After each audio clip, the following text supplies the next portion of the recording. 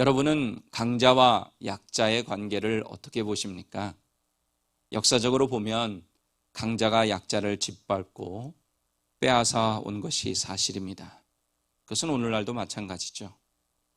불평등의 대가라는 책을 보면 미국 상위 0.1%의 소득자들이 하루 반나절 만에 올린 소득이 하위 90%의 소득자들이 1년 동안 버는 소득과 비슷하다고 합니다.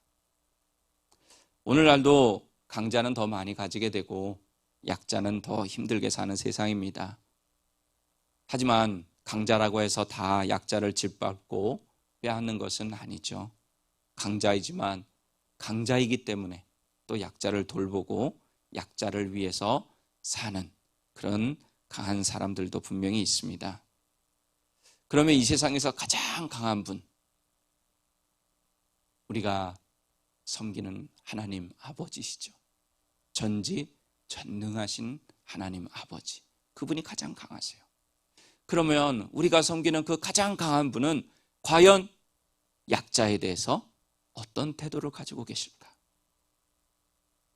오늘 성경을 통해서 하나님은 약자의 편임을 분명히 하고 계십니다.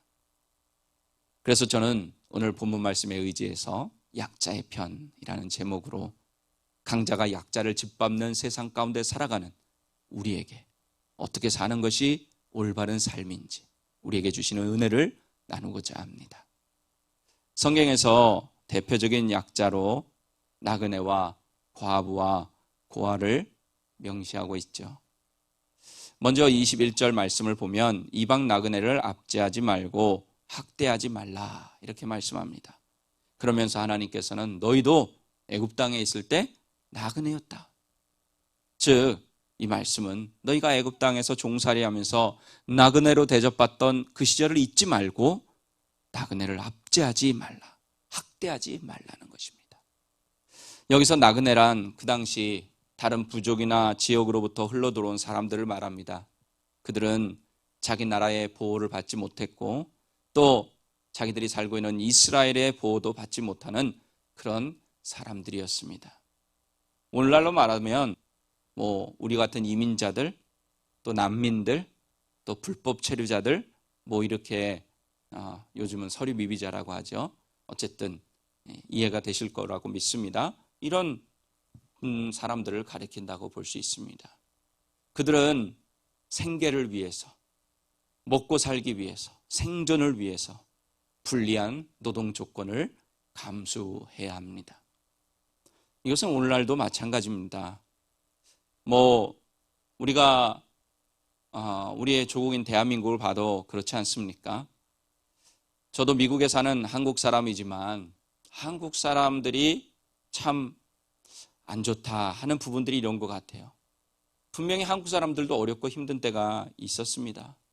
그리고 지금 우리들도 미국이라고 하는 다른 나라에 와서 살고 있지만 한국이 어려웠을 때 다른 나라에 가서 일해서 또 그 번 돈을 가지고 한국이 살았던 때가 있습니다. 그런데 그 시절을 잊어버리고 지금 한국에 와 있는 외국인 노동자들 얼마나 많이 핍박합니까? 제대로 임금을 주지 않습니까? 또 그 체류의 신분을 악용해서 그들의 노동을 착취합니다. 근데 안타까운 것은 미국에 사는 나그네인 이민자가 우린데, 그런데 그런 나그네와 같은 우리 한국 사람들이 미국 내에서 똑같은 한국 사람들을 나그네 취급하지 않습니까? 노동을 착취해요. 싼 임금으로 소위 말하면 후려치려고 해요. 하나님께서는 그렇게 하지 말라고 말씀하십니다. 또 22절에 보면 과부나 고아를 해롭게 하지 말라 하십니다. 가부장적인 사회에서 남편의 보호를 받지 못하는 과부들, 또 부모의 돌봄을 받지 못하는, 보호를 받지 못하는 고아는 강간이나 또는 강제 노동의 착취의 대상이 되기가 쉽습니다. 이런 과부와 고아에 대해서도 해롭게 하지 말라고 말씀하십니다. 시편 68편 5절에 보면 이렇게까지 말씀하시죠. 그의 거룩한 처소에 계신 하나님은 고아의 아버지이시며 과부의 재판장이시니라. 아멘. 하나님께서는 스스로 고아의 아버지라고 말씀하고 계십니다. 과부의 재판장이라고 말씀하세요. 또 야고보서 1장 27절에는 이렇게 말씀합니다. 하나님 아버지 앞에서 정결하고 더러움이 없는 경건은 곧 고아와 과부를 그 환난 중에 돌보고 또 자기를 지켜 세속에 물들지 아니하는 그것이니라. 아멘. 자, 우리가 보통 경건하면 이 뒷부분을 생각하기 쉽잖아요. 새 자기를 지켜가지고 세속에 물들지 않는 것. 우리 소위 이것을 경건으로 생각을 하는데 그 앞에 하나 더 있어요. 경건은 과부와 고아를 고난 중에서 환난 중에 돌보는 것이다. 그게 성경이 말하는 경건입니다. 또 25절에서 하나님께서는 가난한 동족에게 돈을 구워 주었을 때 채권자 같이 하지 말라. 채권자는 뭐 하는 사람이에요? 빌려준 돈 갚으라고 막 괴롭히는 사람이잖아요. 그렇게 하지 말라는 거예요. 신명기 23장 20절에서도 이렇게 말씀하십니다. 타국인에게 내가 구워주면 이자를 받아도 되거니와 내 형제에게 구워주거든 이자를 받지 말라. 그리하면 내 하나님 여호와께서 내가 들어가서 차지할 땅에서 내 손으로 하는 범사에 복을 내리시리라. 아멘. 타국인에게는 돈을 빌려주고 이자를 받아도 타당하지만 내 형제에게는 같은 동족에게는 받지 말라 하시면서 그렇게 하면 하나님이 대신 갚아주셔서 오히려 범사의 복을 받게 해주시겠다. 그런 말씀이십니다. 26절, 27절에서는 가난한 이웃이 비록 옷을 저당 잡혔다 할지라도 해가 지기 전에 돌려주라고 말씀합니다. 우리 이것에 대한 이야기는 많이 들으셨을 것입니다. 이스라엘은 일교차가 심해서 밤에는 춥습니다. 가난한 사람들은 추위를 피하기 위해 자기의 외투를 이불 대신에 담요 대신에 사용하는 것, 우리 사용했다는 것 잘 알고 있습니다. 그래서 추위를 이길 수 있도록 비록 저당으로 외투를 잡혔다 할지라도 돈을 돌려주지 않아도 해가 지기 전에 다시 그 외투를 돌려주라고. 무슨 뜻입니까? 돈보다 사람을 더 중요시 여기라는 하나님의 말씀입니다. 모든 것을 사랑으로 하고 돈보다 사람을 더 귀하게 여기면 비록 그 사람이 안 갚아도 하나님께서 복의 복을 더해 주시겠다 하는 말씀이죠. 그리고 오늘 본문을 통해서 우리가 눈여겨볼 말씀이 있습니다. 23절 말씀인데요. 내가 만일 그들을 해롭게 함으로 그들이 내게 부르짖으면 내가 반드시 그 부르짖음을 들으리라. 또 비슷한 말씀이 27절에도 있습니다. 그가 내게 부르짖으면 내가 들으리니 나는 자비로운 자임이라. 아멘.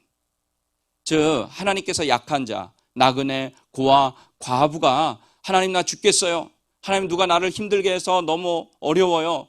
고난 가운데 있어요. 하고 부르짖으면 하나님이 그 소리를 듣고 그 사람들을 어렵게 하고 해롭게 하고 핍박하고 착취하는 그 사람들에게 하나님께서 대신 갚아주시겠다 하는 그런 말씀입니다. 또 반면에 어떤 말씀이에요? 하나님이 그 약한 자들을 지켜주시겠다 하는 말씀입니다. 하나님께서는 이렇게 약자의 편이 되셔서 그들의 부르짖음도 들으시고 그들을 보호하시는 분이십니다. 그렇다면 하나님의 백성이라고 하는 우리들, 하나님의 자녀가 되었다고 하는 우리들은 어떻게 해야 될까요? 당연히 하나님처럼 약자의 편에 서서 하나님께서 말씀하신 대로 약자를 해롭게 하지 말고 그들을 돌보아 주어야 합니다. 마태복음 25장에서는 예수님께서 이렇게 말씀하셨어요. 지극히 작은 자에게 하는 것이 곧 나에게 하는 것이라. 무슨 뜻입니까? 예수님은 하나님이시기 때문에 약자의 편이기도 하시지만 약한 자가 되셔서 우리에게 다가오신다는 뜻이 되기도 합니다.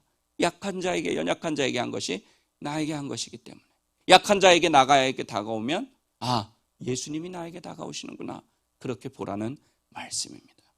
우리 사랑하는 오림교회 가족 여러분, 이 세상에는 누군가의 도움이 없이는 살아갈 수 없는 사람들이 있어요.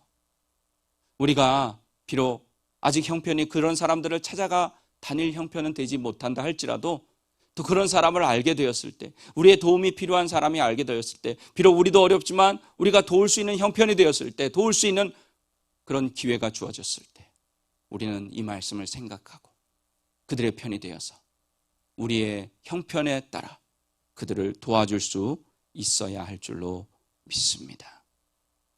그것이 우리 그리스도인들의 책임입니다. 그러므로 여러분과 제가 하나님과 똑같이 약한 자들의 편에서 힘이 되어주고 도움을 줄 수 있기를 예수님의 이름으로 간절히 축원합니다.